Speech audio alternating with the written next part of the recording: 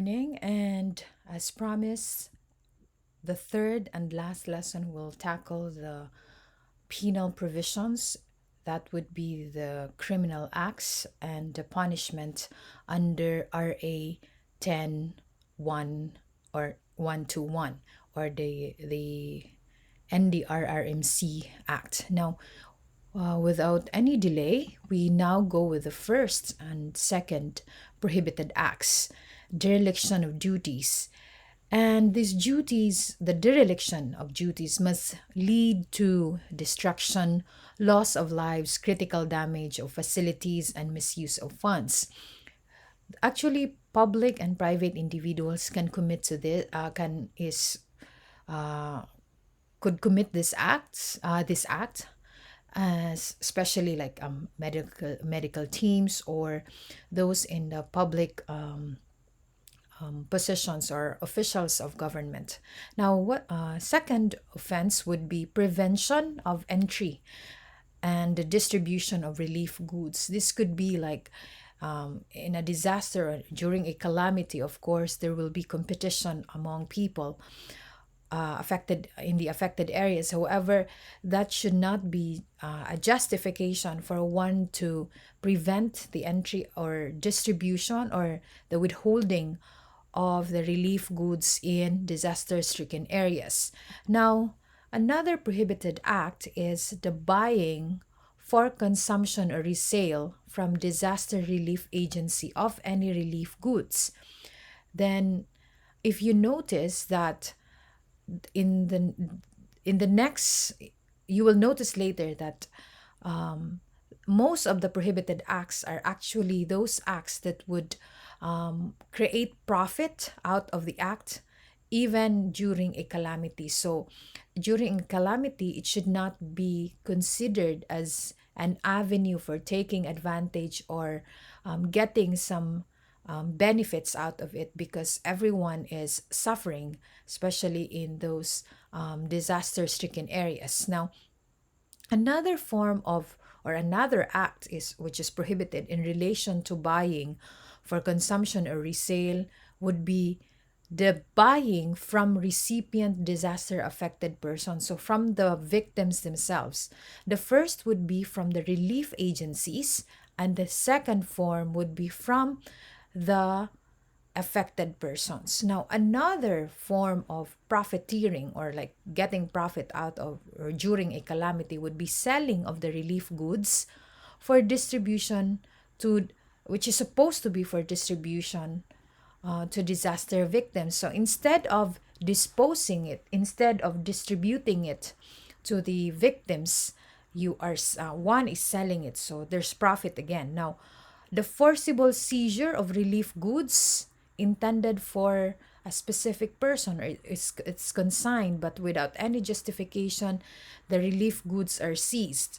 Now, another would be diversion or misdelivery of the relief goods instead of having it delivered to the rightful recipient or consignee. So the mere act of diverting and misdelivery is punishable under this law. And also accepting, so from the giver to the recipient, accepting, possessing, using, or disposing relief goods which is not intended. So the process here is like there are two processes, like the distribution or from the giver side and then to the recipient or receiver side. Now, misrepresenting also that the source of the relief goods is from someone else. And actually, there are 4 or 3 ways of misrepresentation. First would be covering,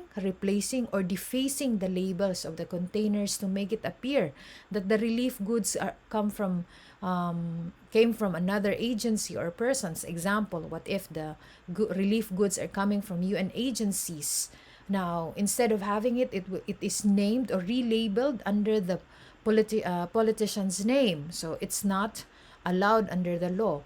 Also, repacking of the goods and making false verbal claim that the goods are coming from another agency. So it's like claiming So there's also an advantage here because the person, the claimant, would be known to everyone that he is a philanthropist or generous or a politician or a political leader or an official of government which cares or who cares for the disaster victims. Now, and another um, prohibited acts would be substitution or replacement of relief goods with the same items or inferior or cheaper quality. So, giving out substandard um, quality, which is not supposed to be the case because the victim should be given the utmost form of the product. Now, another form would be illegal solicitations by persons or organizations representing others. So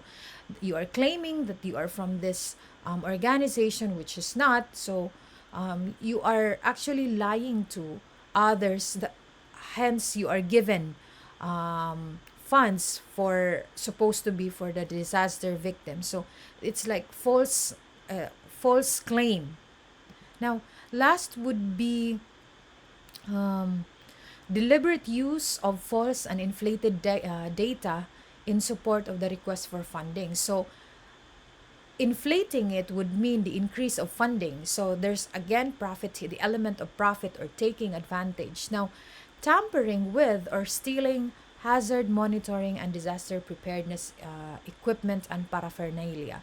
Now, this is not allowed under the law because we will not be having a reliable source or of data actually which is supposed to be given for the disaster stricken areas or the persons affected. Now, what are the penalties? Now, but first, who could be liable? An individual, a corporation, a partnership, association, or other juridical entity could be liable under this law. So there's no qualification actually, or there's no discrimination or advantage to any other person because an individual, a corporation can be liable. So, what are the penalties? Fine, imprisonment, and other attached or accessory penalties. The fine will not be less than 50,000 and not more than 500,000 if found guilty. And imprisonment of 6 years and 1 day to 12 years or both at the discretion of the court. Now, perpetual disqualification could be imposed on the public official. So they will not be qualified in case of conviction. They will not be qualified of having an or occupying government office, and also the confiscation or forfeiture of objects in favor of the government. So all the goods will be forfeited or confiscated in favor of the government. Now, I just want you to take note of these two things. The funding of the OCD or Office of the Civil Defense from the effectivity of the act is 1 billion pesos. So the government is really allocating such big fund for this, especially that the Philippines, we have like volcanic eruption, typhoon, flooding, earthquake, all these sorts of calamities and even possible tsunamis, especially that we are in the Pacific Ring of Fire. And another legal concept is what we call a sunset review. It is defined by this act. I will just read it based in toto, based on the act. A systemic evaluation by the Congressional Oversight Committee of the accomplishments of the impact of the act and the performance also of the organizational structure of the government and the private sector implementing the act. So this is done for possible determination of remedial legislation. So if the act is insufficient, then it will be improved. So I hope in this lesson, in this three-part lesson, you were able to learn so many things. And also, please don't forget to share and like our Facebook page and also our YouTube channel. And we are working again. I want to emphasize this. We are working on our website for those who have problems with their audio, or you might have problems with your internet connection, especially if you cannot see the video. So thank you so much, and please, we continue to pray for those who are fellow citizens affected by the flooding caused by Typhoon Ulysses, and we should be helping them, like giving them aid through all means possible. And actually, there are those people soliciting aids from through Facebook and other social media. So, again, thank you so much, and we continue to pray that everyone will be spared for more loss of lives. So, thank you so much, and please look forward to our quiz tomorrow and for our bar guide on Friday. Thank you. Thank you.